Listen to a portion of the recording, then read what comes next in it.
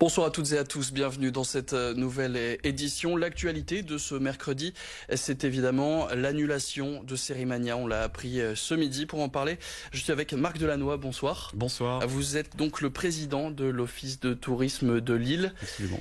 On va parler forcément de l'annulation de Sérimania qui est officielle. Déjà, pour l'Office de tourisme de Lille, cette annulation, ça représente quoi? Alors c'est d'abord une grande tristesse, puisque Sérimania c'est un événement majeur pour notre ville, et même au-delà de notre ville, la métropole et la région. C'est une grande tristesse parce que l'équipe d'animation est particulièrement sympathique, compétente, propose une programmation exceptionnelle. Et c'est vrai que même si on se doutait que Sérimania est un petit peu comme le dernier des Mohicans en matière d'événements sur l'île qui n'avait pas été ni reporté ni annulé, on se doutait que cette nouvelle pouvait arriver à tout moment.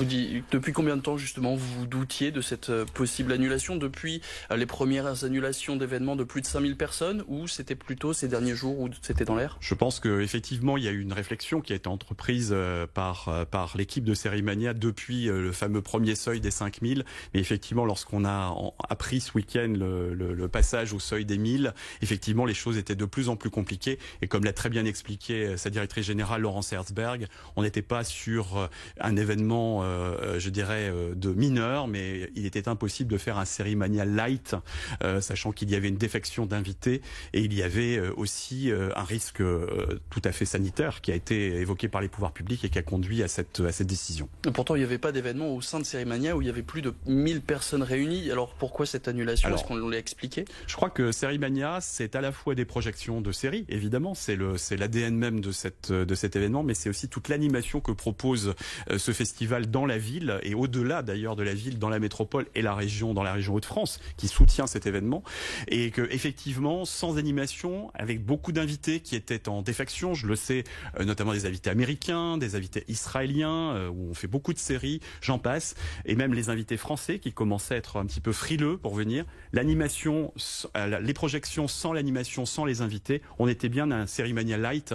Et donc très clairement, je pense que la décision qui a été prise est une décision difficile, qui a été très mesurée, je peux vous dire, mais qui a été prise et qui a été bien prise et avec beaucoup de pragmatisme. Il n'y avait pas d'autre solution possible, peut-être un report? C'était trop compliqué vu qu'il y avait beaucoup d'invités, tous les agendas, c'était ça le problème? C'est pas à moi de répondre à cela, mais néanmoins Sérimania, l'équipe de Sérimania avait essayé toutes les solutions possibles et imaginables. Nous avons discuté avec eux et on a beaucoup échangé depuis 3-4 jours, et qu'effectivement la décision était devenue inéluctable hier soir lorsqu'ils ont pris la décision d'annuler cette édition 2020. Pour la région, du coup, pour même la métropole lilloise, pour vous, Sérimania, ça représentait quoi en termes de chiffres, en termes de... Alors, c'est une catastrophe de plus dans tout cette, je dirais, cette continuation de reports, d'annulations qui ont été quand même très importantes depuis 10 jours. Ça représentait quand même 80 000 personnes qui assistent aux projections. Et il y avait aussi au sein de Sérimania une partie professionnelle qui est juste au milieu, qui s'appelle le Forum des Talents. Ce forum réunissait 3000 professionnels à l'île Grand Palais venant du monde entier. Et effectivement, cette partie-là générait au niveau des hôtels un certain nombre de réservations, je dirais un très grand nombre de réservations. Et bien sûr, on sait que tous nos partenaires hôteliers ont été pris d'assaut depuis ce matin pour effectivement savoir ce qui allait se passer en matière de remboursement, comment ça allait se passer. On est bien dans un événement exceptionnel et imprévisible, naturellement. Les gens venaient pour cette raison. Et je dois saluer quand même le club hôtelier Lille Métropole, l'ensemble des hôtels qui ont fait preuve et qui font preuve actuellement de grandes responsabilités, alors que vous imaginez que leur chiffre d'affaires est très impacté par cette annulation. Justement, cet impact sur leur chiffre d'affaires, sur leurs réservations, est-ce que vous avez, vous, une première estimation? Alors, j'ai pas de chiffre encore. D'ailleurs, Sérimania n'a pas encore communiqué sur ce point. Mais je sais que c'est un impact important, d'autant plus qu'il s'ajoute à toute la série d'événements qui ont été annulés, événements privés. On a vu des conventions, je pense à Century 21 par exemple, qui faisait une convention qui a décidé de la reporter au mois de septembre. On voit le salon du bâtiment qui a été lui aussi, qui va être reporté à une date non connue. Art Up, naturellement, qui a été annulé la semaine dernière.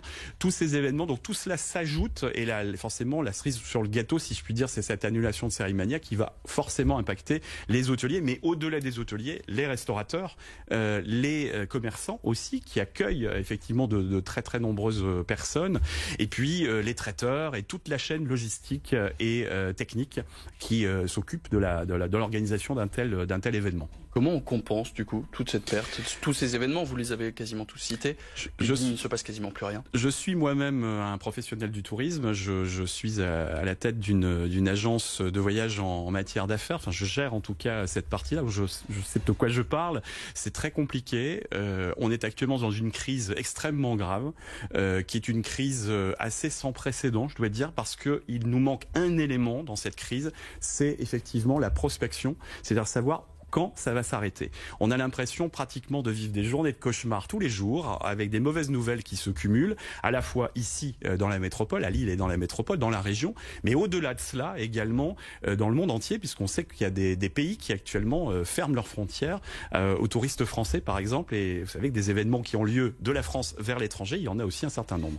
Donc ça va être très compliqué. Pour l'instant, je pense que, comme l'on disait tout à l'heure, on ne peut pas se serrer la main, mais on peut au moins se serrer les coudes, et je pense que c'est ce que l'on devra faire à l'issue de cette crise, en espérant qu'elle soit la plus courte possible. Est-ce que ça veut déjà dire que la saison culturelle 2020 est perdue, ou est-ce qu'il y a encore un espoir pour vous?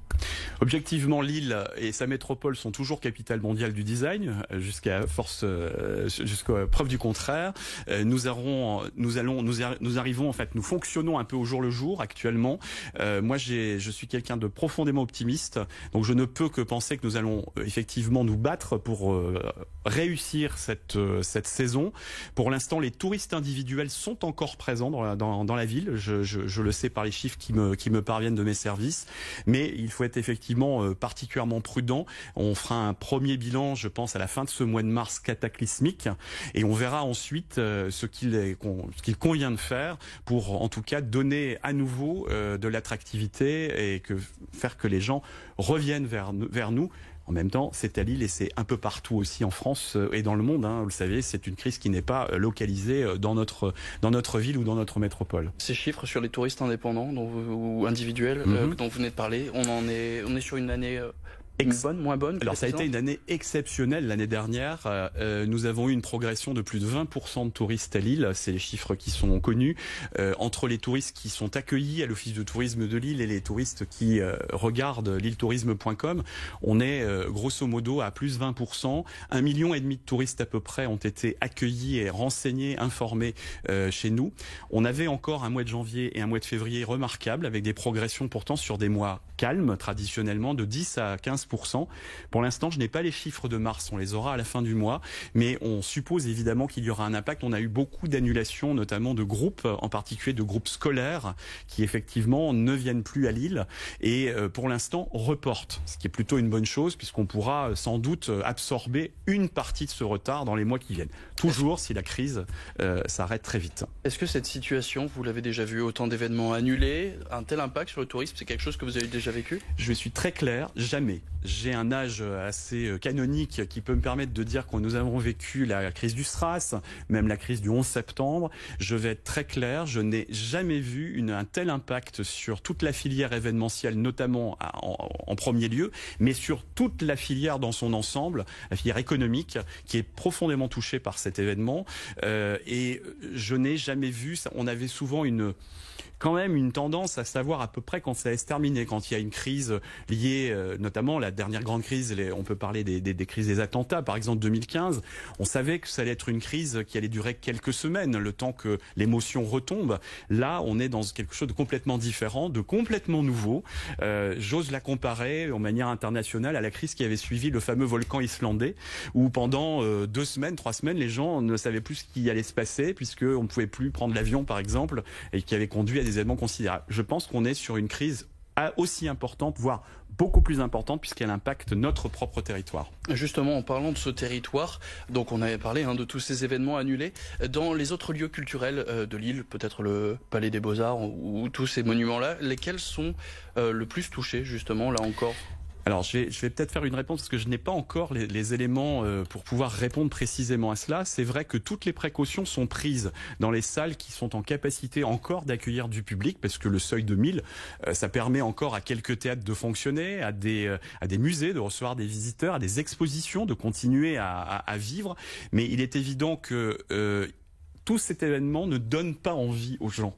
C'est pas très glamour actuellement ce qui se passe, et même si j'ai le sentiment qu'il y a peut-être une part de peur, mais que l'on partage, vous comme moi je l'imagine, on est plus dans quelque chose d'assez irréel aussi, donc vive l'avenir. Merci beaucoup Marc Delannoy, président de l'Office de tourisme de l'île, d'être venu sur ce plateau donc pour nous parler donc d'abord du fait de l'annulation du festival Sérimania et de l'impact que ça aura donc sur le tourisme en métropole lilloise.